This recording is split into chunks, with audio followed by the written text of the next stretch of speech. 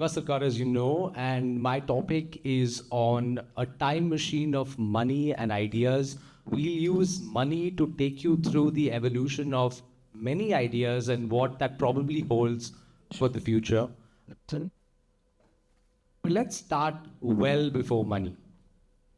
Well before money, there was the barter system. If you had chickens and you wanted shoes, you had to find someone who has shoes. They had to ideally want some chickens and were willing to make that trade. It was very tough. It was like finding the perfect match. And as impractical as this was, it still took many, many, many years for people to actually find a different and a better solution. And that's how money was formed. People were looking for something they could trade which has one common value that everybody agrees on. And that's what money is. It is just something that we put a value to that everybody agrees on. Simple as that. But obviously, I have more time to speak, so I'm going to tell you a little more about it.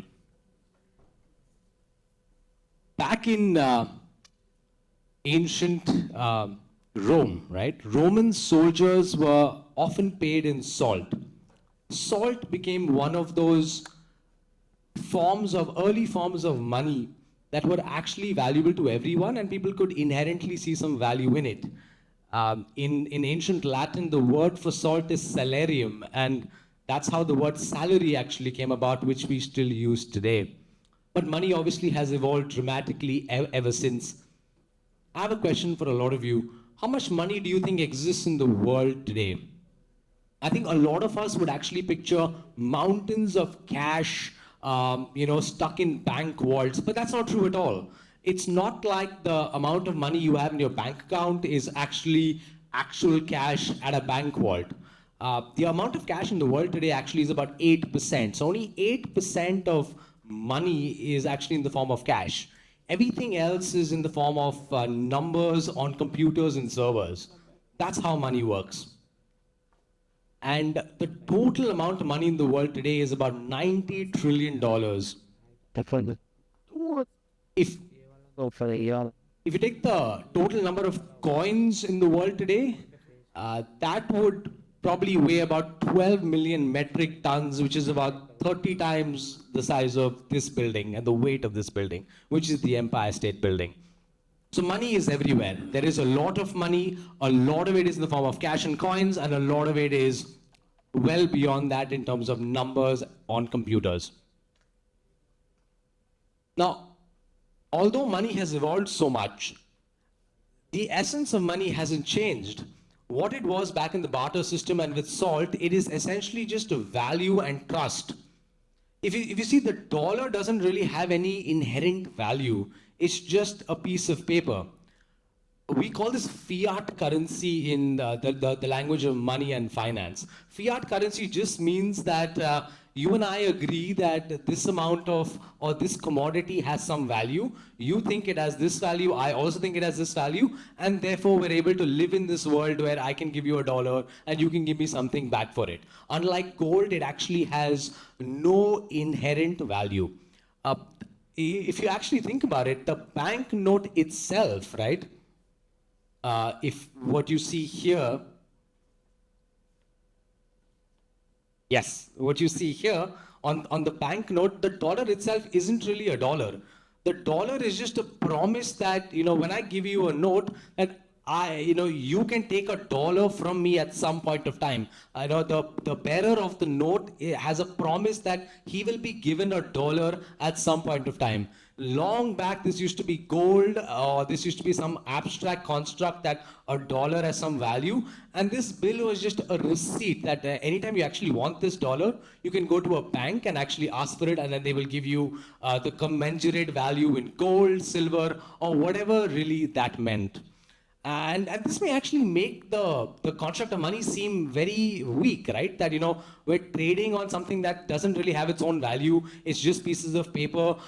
Tomorrow, if the government says that this note has no inherent value and has no real value, then there's nothing you can do with it. It can't really keep you warm. You can't. It's not really a precious metal. It's just paper, and it may seem a little weak and not really something that can test the standard of time. But what this really shows is that if 8 billion people in the world can agree on something, and can trust each other, then that's how we can make money, and something as simple as paper worth so much and actually worth dying for.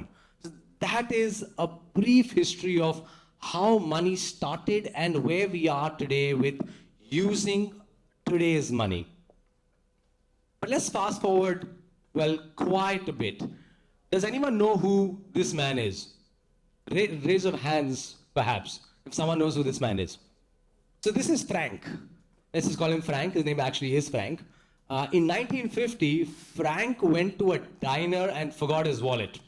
Frank had to call his wife and say, you know what, I forgot my wallet. I've just had a hefty meal and now there's a hefty bill to pay. Could you come over and please give me the money so I can pay this guy?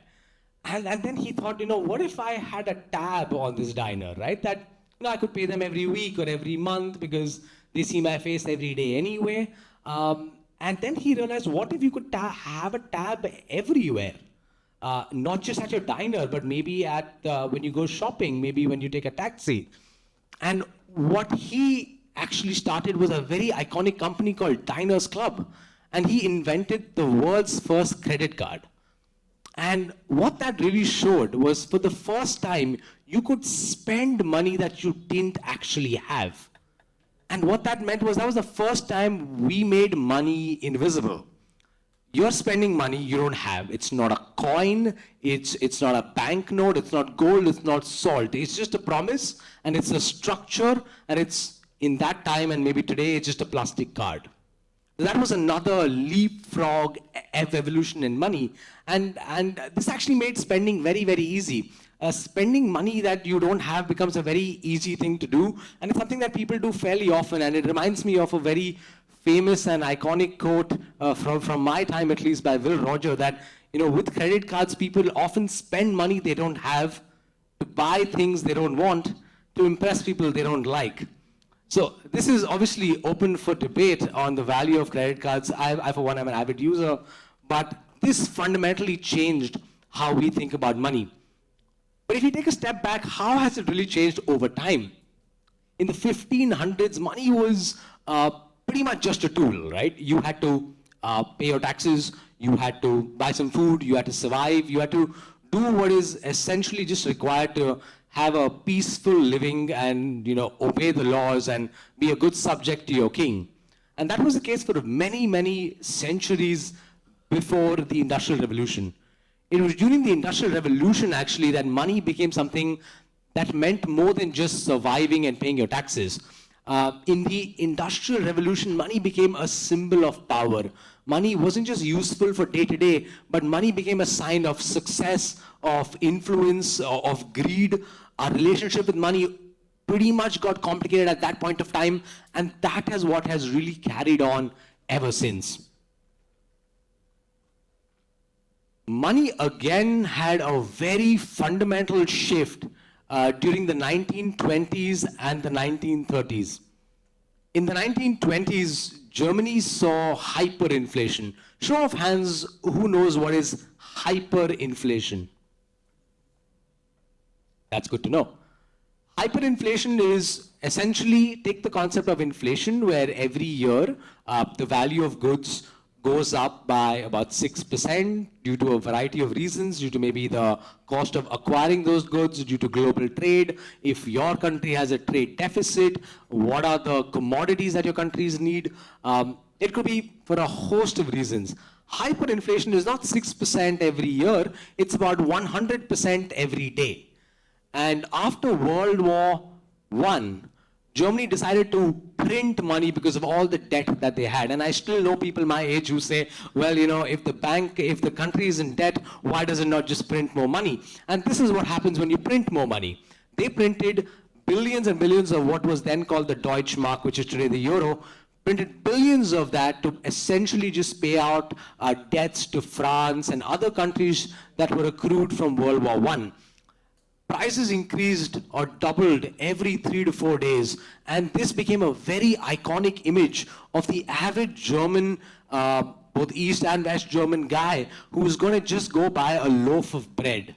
A loaf of bread at one point of time was about a few trillion Deutschmarks, and the biggest note that you had was probably about 100 billion. So you would see these guys with these wheelbarrows, and this would be the average German going shopping.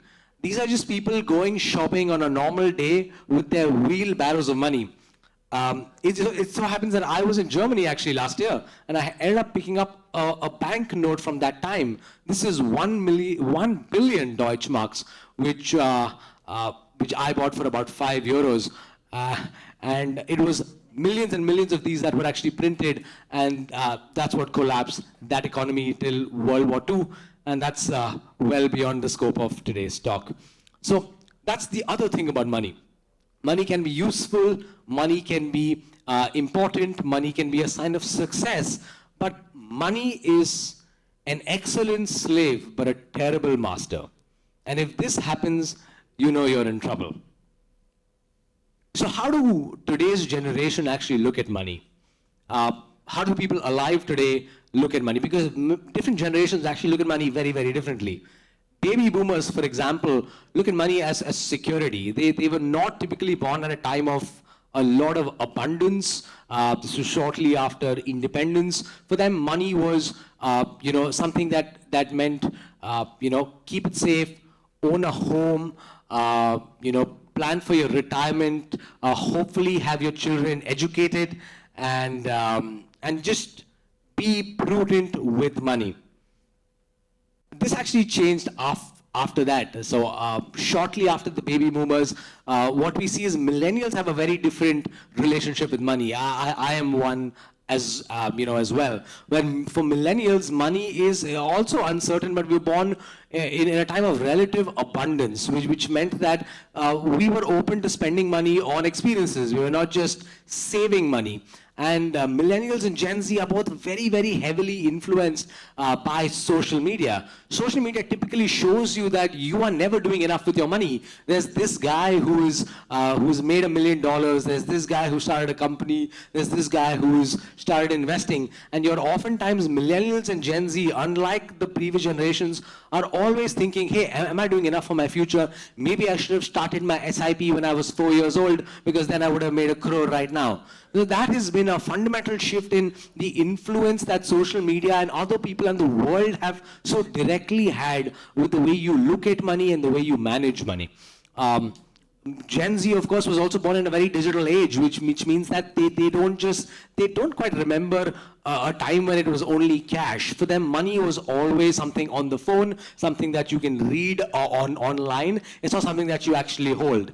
And this has deeply influenced how Gen Zs look at money, perceive money. And this generation's viewpoint of money is important, because 30 years from now, or how many ever years from now, it's this generation's mindset that will actually shape the future of this country's and this world's finances. As future leaders, Gen Zs clearly have a clear love for online payments. I'm in the business of online payments, and I know that the minute we removed the feature of having to withdraw money from a card, and nobody actually cared. Online payments is something they focus on. Technology is something very important to them, and personal finance knowledge from a very early age is something that is very, very important to most folks in the Gen Z and millennials. But looking back at all of this, where does this actually take us? Money is not just something that we use. Money itself has not just evolved, although it has, but it's also our mindset and our relationship with money that has evolved so much. Over time, money has, of course, gone from being physical to something invisible. It's no longer a tool for trade. It is something people build their lives around. It's something that people obsess over. It reflects our hopes and our fears. And it's very important to know what has oftentimes gone wrong with money in the past, what has gone right, some of the things that were smart, some of the things that were dumb, and how all of this has just evolved to where we are today. Credit cards are now very much a part of our daily lives. Our relationship with money actually keeps getting more and more complicated. And because of technology, our relationship with money gets complicated very, very quickly. I'll give you an example which probably some people from my generation could probably relate to if they're here in the audience, which is people, when Paytm started, or when a lot of these online payments became so easy, even cards, people often said, you know, if you don't actually hand over the cash, it doesn't feel like you're spending money, and that's how you end up spending so much money. I think a lot of people have been told this by their parents that, you know, keep cash, give the cash. Because you don't give the cash, you don't feel like you're spending it, and that's how you're broke. But I've seen this evolve into something super interesting, where now people say, you know, if I withdraw cash from my bank account, it feels like I've spent or lost that money, because the way I look at money is only my bank balance on a phone. And if I have to actually withdraw, say, 50% of my bank balance for any reason, I just feel I have 50% left, because the cash doesn't seem like it's real money, because real money is on a screen on my mobile banking app. And this is a shift that actually happened probably in the last, I would say, 4 or 5 years itself. So fundamentally different kind of relationship with money. But more than that, I think what we've also seen is that people born today, look at money not just as something to keep or to store, but it's just something to really very actively use. I think pop culture today is that, you know, what will you do with all this money? You're not going to take it when you die. You're not going to put it in your grave. It makes sense to spend it now. And this is a beautiful image that was generated by my friend ChatGPT, where clearly you could see a guy, you know, very sad with cash, and there's this guy who's on a yacht. I don't personally agree to this notion entirely. You should have something saved up. You can't just be spending every dollar you earn. But this is the reality of how a lot of people today are looking at money and looking at the value of money and really looking at the option value of money, not the value of, you know, I have this much money and it's with me, but hey, I have this much money, what can I do with it? What am I not doing with it? Why can't I buy this today, because what if I die tomorrow? This is a very real shift that's actually happening.